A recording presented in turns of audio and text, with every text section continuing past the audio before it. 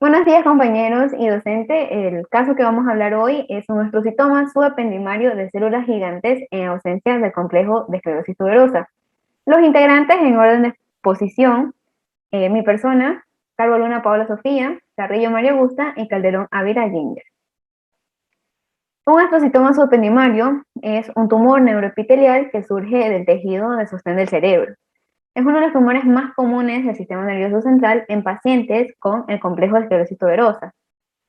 La esclerosis tuberosa es un síndrome neurocutáneo, un trastorno congénito que afecta tanto al sistema nervioso central como a la piel, por lo cual es característica manifestaciones de ambas estructuras. Ocurre con frecuencia en niños y jóvenes menores de 20 años y ocurre en ausencia de cualquier otra lesión relacionada con el complejo. Actualmente se la considera una característica principal para el diagnóstico de la esclerosis tuberosa. En el caso clínico, tenemos a un niño de 14 años que durante varias semanas presentó cefalea cefálica, pero que en 48 horas progresó rápidamente con náuseas, con vómitos y mareos, es decir, de manera súbita. Meses anteriores, su familia había notado cambios de comportamiento, como falta de atención e impulsividad, que causaban dificultades en la escuela. Al evaluar al paciente, se le diagnosticó con un trastorno de déficit de atención con hiperactividad y se le recetó Aderal, que es un medicamento psicoestimulante que lo va a ayudar a aumentar su concentración y su capacidad de atención, mientras que la clonidina va a ayudar a disminuir los síntomas como la impulsividad. No presentó complicaciones y no habían antecedentes familiares de neoplasias del sistema nervioso central ni síndromes neurocutáneos.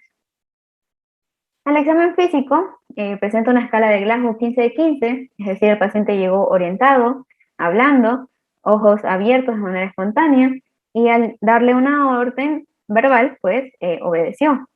Los nervios craneales intactos, y al realizar el examen fundoscópico directo, pues no presentó papiledema. La fuerza muscular intacta y sin síntomas cutáneos, sin estigmas cutáneos de esclerosis tuberosa, lo cual, como dijimos, es característico de la esclerosis tuberosa. Por ejemplo, no presentó adenomas sebáceos y tampoco presentó las manchas de hojas de fresno, que son estas manchas hipocrómicas.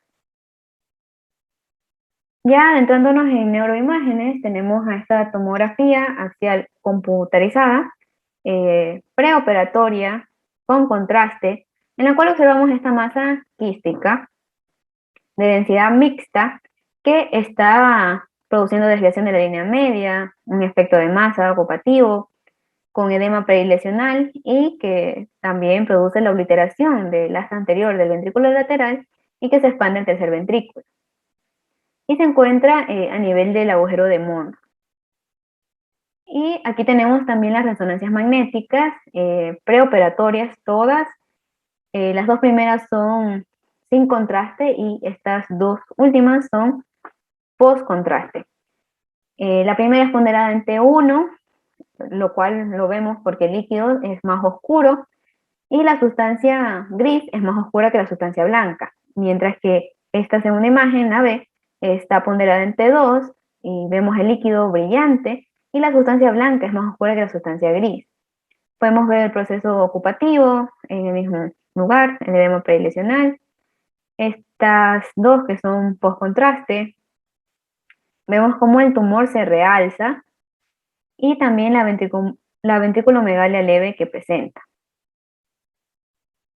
Y el diagnóstico diferencial radiográfico se debe hacer con otros tumores del sistema nervioso central, como el astrocitoma de células gigantes, subependimario, el neurocitoma central, tumor de plexo coroideo, el astrocitoma y el meningioma.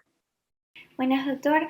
Mi nombre es María Augusta Carrillo Choes y yo continuaré exponiendo acerca del tratamiento. Bueno, el paciente fue sometido a una craniotomía estereotáctica del frente izquierdo a través de un abordaje transcortical con escisión macroscópica total de la lesión. Se realizó una septostomía para proporcionar un un tracto de salida adicional de líquido cefalorraquídeo dado al marcado compromiso del ventrículo lateral izquierdo y el foramen de Monro. Bueno, la septostomía, esto no es más que una fenestración y apertura de un estroma en el septum pellucidum para permitir la libre circulación del líquido cefalorraquídeo entre ambos ventrículos laterales. También se le colocó un drenaje ventricular externo bajo visualización directa al final del procedimiento. Esto ayudó para el monitoreo cuidadoso de la presión dentro del cráneo. Bueno, en este procedimiento, una sección congelada intraoperatoria sugirió un tumor glioneuronal primario. Continuamos con el curso operatorio. Bueno, el paciente no experimentó complicaciones postoperatorias. Su drenaje ventricular externo fue destetado sin dificultad y fue retirado al 5º día de postoperatorio. En el momento de salida, el momento del alta del hospital, los dolores de cabeza del paciente se habían resuelto por completo. Y en su visita, a los 4 meses después, su familia describió una marcada mejoría en su falta de atención e impulsividad. Bueno, la neuroimagen de seguimiento al año estaba sin evidencia de recidiva tumoral o hidrocefalia, que es la imagen que podemos ver aquí. Bueno, en la imagen de la izquierda, la primera imagen, es una resonancia magnética en T1 ponderada postoperatoria y postcontraste, en donde antes evidenciábamos la lesión que se encontraba aquí con efecto de masa. En la siguiente imagen, en la imagen de la derecha, esta es una imagen corte coronal obtenida 4 meses después, 4 meses postoperatorios, que no muestran evidencia de recidiva tumoral o ventriculomegalia progresiva.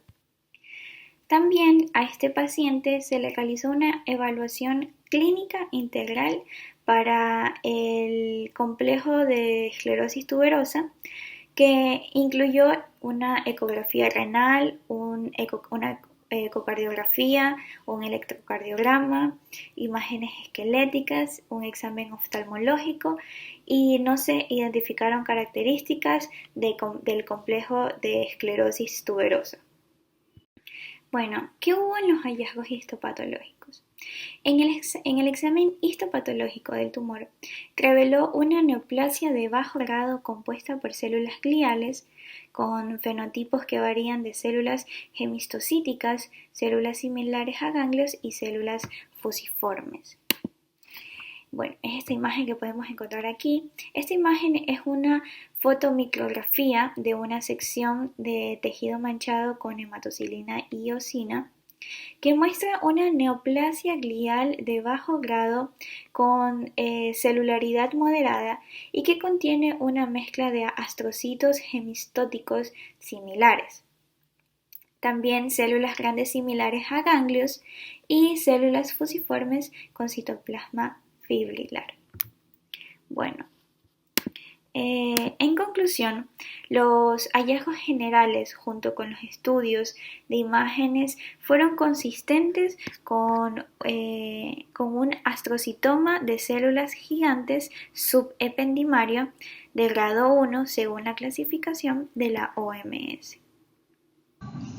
Bueno, yo soy Ginger Calderón. Yo les voy a hablar sobre la discusión de nuestro caso que fue presentado el astrocitoma subependimario de células gigantes en ausencia del complejo de esclerosis tuberosa.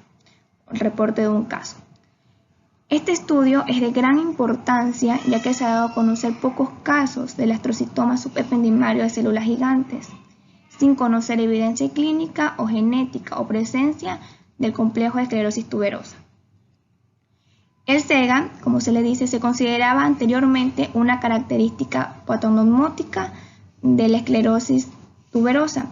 Actualmente, los informes determinan que el SEGA solitario han llevado a la redefinición de esta lesión como una característica principal en los criterios de diagnóstico de la esclerosis tuberosa. Un aporte que nos hace pensar más allá del abordaje clínico del paciente es que para el diagnóstico de dicha enfermedad rara se realiza una serie de procesos. Entre esos está la histogénesis, la genética y el enfoque clínico para esta rara lesión. Recordemos que el astrocitoma subependimario de células gigantes es el tumor del sistema nervioso central más común en pacientes con complejo de esclerosis tuberosa, con una prevalencia que varía entre el 5% y el 20%.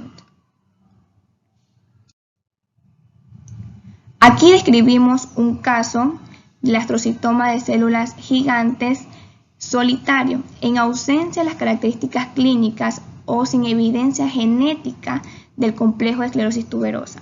Según la epidemiología, un aproximado del 20% de los pacientes no logra identificar mutaciones de los genes, la TC1 y TC2. Esto coordina con Thomas Beaumont, en que en su estudio nos detalla que se han descrito aproximadamente 38 casos de SERA, en ausencia de las características clínicas de la esclerosis tuberosa. Esto con los 38 casos contando con el primer caso que fue informado en Hal-Maggi en 1979. Esto nos da una determinación de que el astrocitoma de células subependimarias no es muy frecuente. En un estudio realizado en Ecuador en el 2018 por Pesantes, dirigido a la esclerosis tuberosa, nos determinó que el trastorno espectro autista se identificó con el 31,25% y el desorden de ansiedad con el 62,5%. Estas alteraciones se han relacionado con mayor frecuencia con pacientes que tienen las mutaciones de TS2, por ende con un SERA. Vale recordar que en nuestro caso, al principio, nuestro paciente fue tratado por hiperactividad. Esto apoya lo que nos dice Marco Gómez, porque Marco Gómez nos manifiesta que las más frecuentes encontradas son de tipo neurológico. Las manifestaciones son epilepsia, espectro autista, discapacidad intelectual. Pero no coordina mucho con lo que nos dice Pesantes más abajo en su discusión, que el 20% de los pacientes con diagnóstico clínico de esclerosis tuberosa no se pueden identificar mutaciones de genes. Curiosamente, los pacientes con mutaciones negativas tienen una enfermedad menos grave que la que sí las presenta.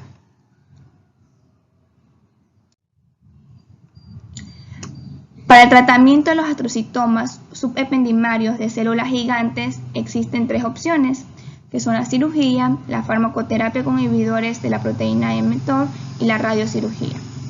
El tratamiento adoptado en nuestro caso fue la cirugía, pero según Daniel Abram, en su artículo publicado en el 2019, nos destaca que actualmente los inhibidores de la proteína mTOR han reemplazado en gran medida a la cirugía receptiva. Debido a esto, los SEGA generalmente crecen lentamente, a menudo son muy grandes en el momento que se identifican. Por ello, consideramos que la valoración de estos pacientes debe ser integral, multidisciplinaria, temprana y efectiva, ya que podría prevenir comorbilidades asociadas y mejorar el pronóstico. Eso es todo. Muchas gracias.